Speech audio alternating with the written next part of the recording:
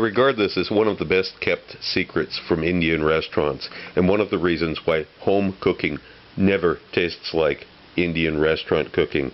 It isn't really an intentional deception on the part of the restaurant. It's rather a necessity, because they cannot make up curries for 9 different levels of heat, from super mild to super hot. So what do? They mix up one very mild one, and then they add more chilies when they reheat it for the actual customer. But because of the nature of Indian food, they can't just add raw chili powder. That would not taste good. They have to have cooked chilies, so they do that separately, and that's exactly what I'm going to show you here. Different restaurants have slightly different formulas. This is the one that I like, and I'm also scaling it down for home use, because you don't need a gallon of this.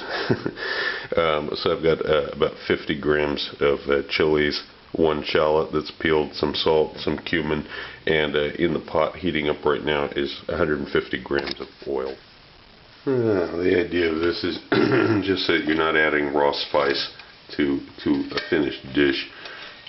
It's just not done in Indian food. So, and Mexican food's a little bit more tolerant of that kind of thing. They don't mind putting raw chilies in at the end, but Indian food, they want everything to be cooked properly. So this is going to cook at a low heat.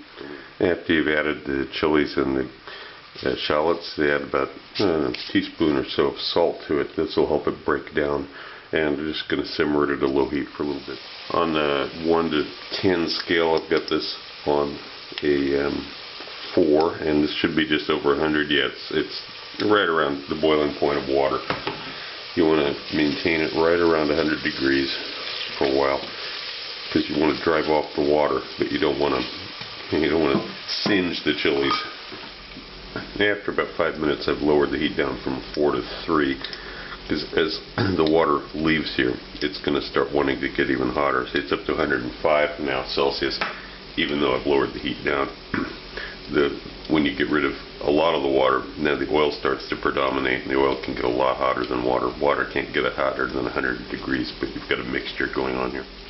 It's been about 10 minutes now. The heat's going to be even higher, I'm sure. It's yeah, we're up to 110, 115 now. You don't really need to check it, just go by the time.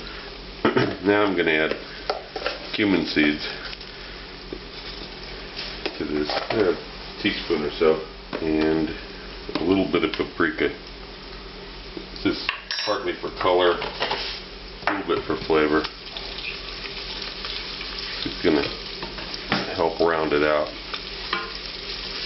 give it a little bit more complexity. You're just going to cook this for like 2 or 3 more minutes, and then I'm going to add the vinegar.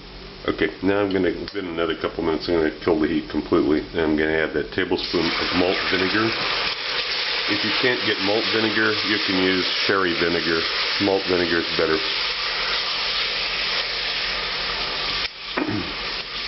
I'm just going to stir this for another couple of minutes, evaporate off a lot of liquid from the vinegar, and let it cool down at the same time. I turned the heat off, but it's still on the burner, which is obviously has some residual heat in it.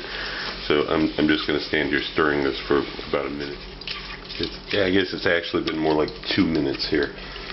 When you first add this, it has quite a terrible aroma, and acrid and foul tasting, foul smelling, and you need to stir it until you get past that, until it smells more like a Thai fish sauce. And if you just bottle it up, then that taste will end up being in your final food. This is the only time you can really get rid of it. So this converts it. This stirring during this time is an important step. You can't skip this. You stir it until it gets closer to room temperature, then it'll have a nice aroma instead of an acrid one.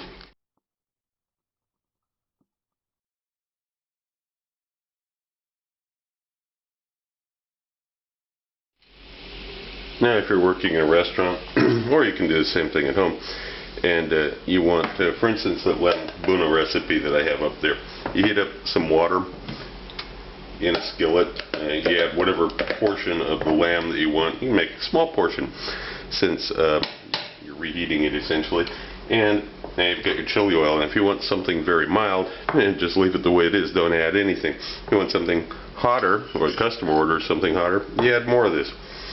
How much you add? Well, you'll have to do it a few times to discover how much equals what heat, and everybody's personal taste is different. And add a teaspoon for half a portion, a couple teaspoons. It'll be hot. You add a lot of it, it'll be really hot.